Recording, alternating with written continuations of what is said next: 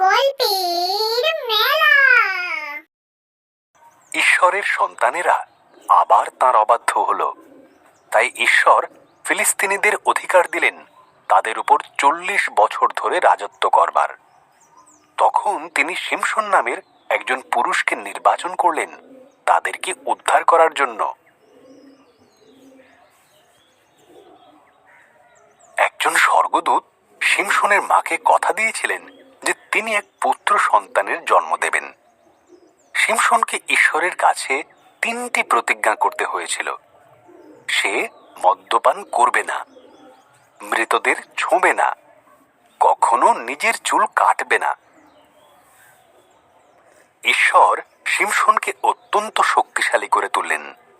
তিনি একটি সিংহকে হত্যা করলেন এবং মৌমাছিরা সে মৃত সিংহের গায়ে মধু তৈরি করল।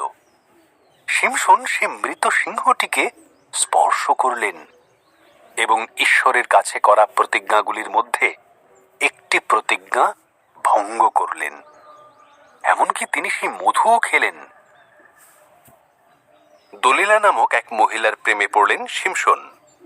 কেন শিমশন এত শক্তিশালী সেটা খুঁজে বের করার জন্য পলেস্তীয়রা দলিলাকে প্রচুর অর্থ দেবার আশ্বাস দিল। দলিলা শিমশনকে বারবার জিজ্ঞাসা করতে লাগল। শেষ পর্যন্ত শিমশন দলিলাকে বলেই দিল তার শক্তির রহস্য। যদি আমার চুল কাটা যায় তাহলে আমার শক্তিও চলে যাবে। তাই যখন শিমশন ঘুমিয়ে পড়ল, দলিলা একজন মানুষকে ডেকে পাঠালো তার চুল কেটে দেবার জন্য। শিমশনের শক্তি চলে গেল। ফিলিস্তীয়রা যখন এলো, খুব সহজেই তারা তাকে বন্দি করল। তারা তাকে অন্ধ করে দিল। তারপর তারা শিমশনকে কারাগারে বন্দি করল এবং তাকে দিয়ে ভারী ভারী পাথর টানার কাজ করাতে লাগলো।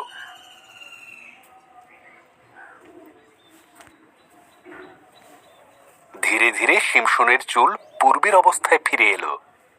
ফিলিস্তীয়রা শিমশনকে তাদের মন্দিরে নিয়ে এলো তাদের মিথ্যা দেবতা দাগনকে ধন্যবাদ দেবার জন্য। যেহেতু তারা শিমশনকে পরাজিত করতে পেরেছে, শিমশন শেষবারের মতো ঈশ্বরের কাছে তার শক্তি ফেরত চায়। শিমশন 2টি থামের মধ্যেখানে দাঁড়ালেন এবং তাতে ধাক্কা মারলেন। মন্দিরটি ভেঙে পড়ল। সমস্ত ফিলিস্তীয়রা মারা গেল এবং সঙ্গে শিমশনও। শিমশন তার প্রতিশ্রুতি রাখেনি, কিন্তু ঈশ্বর রাখলেন। ইসরায়েল দেশে এক বড় দুর্ভিক্ষ হল। ইলিমেলক, নয়মির এবং তার পুত্র সন্তানেরা মোয়াব দেশে গেল খাবারের খোঁজে। ইলিমেলক সেখানে মারা গেল। তার পুত্র সন্তানেরা মোয়াবিয়া নারী অর্পা ও রুতকে বিয়ে করল। তারপরে নয়মির সন্তানরাও মারা গেল। ওই 3জন স্ত্রীদের কোনো স্বামী ছিল না। ইসরায়েলে যখন দুর্ভিক্ষ শেষ হলো, নয়মি দেশে ফেরার সিদ্ধান্ত নিলেন। তিনি তার পুত্রবধূদের বললেন, তোমরা মোয়াবেই থাকো, এটাই তোমাদের ঘর। অর্পা থেকে গেল, কিন্তু রুত বলল, তুমি যেখানে যাবে আমিও সেখানে যাব। তোমার জাতি আমার জাতি, তোমার ঈশ্বরই আমার ঈশ্বর। ইসরায়েলে তখন ফসল কাটার সময়। নয়মি রুতকে বলল, মাঠের মধ্যে যে শস্যের বীজগুলো পড়ে আছে সেগুলোকে জড়ো করতে। মাঠটি ছিল এলিমেলকের আত্মীয় বয়সের। বয়স রুতের সঙ্গে কথা বলতে এগিয়ে এলো।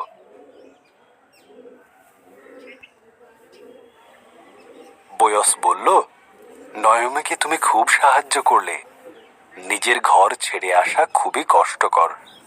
ঈশ্বর তোমার মঙ্গল করুন। তিনি রুতকে খাবার দিলেন এবং তার কর্মচারীদের বললেন তার উপর নজর রাখতে। রুত নয়মিকে সমস্ত ঘটনা বলল। নয়মি হাসল এবং বলল, যখন কেউ মারা যায় তখন তার নিকট আত্মীয় তার পরিবারকে যত্ন করে। সেই ব্যক্তি তখন তাদের মুক্তিকর্তা হন। বয়স আমাদের মুক্তিকর্তা। তার কাছাকাছি থেকো। তাই রুথ বয়সের কাছাকাছি থাকতে লাগলো। সে রুথকে প্রতিদিন আরো বেশি করে পছন্দ করতে লাগলো। বয়স এলিমেলেকের জমি কিনে নিল আর নয়মি এবং রুথের যত্ন নিতে শুরু করলো। তারপর সে রুথকে বিয়ে করার প্রস্তাব দিল।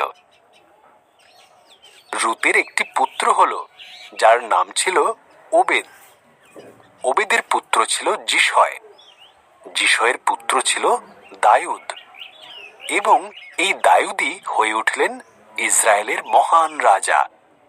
তাই বয়সের প্রার্থনাতে ঈশ্বর রুথকে আশীর্বাদ করলেন। এইরকমই নতুন নতুন ভিডিও পাওয়ার জন্য আমাদের চ্যানেলটিকে সাবস্ক্রাইব করুন এবং লাইক, কমেন্ট এন্ড শেয়ার করতে ভুলো না বন্ধুরা।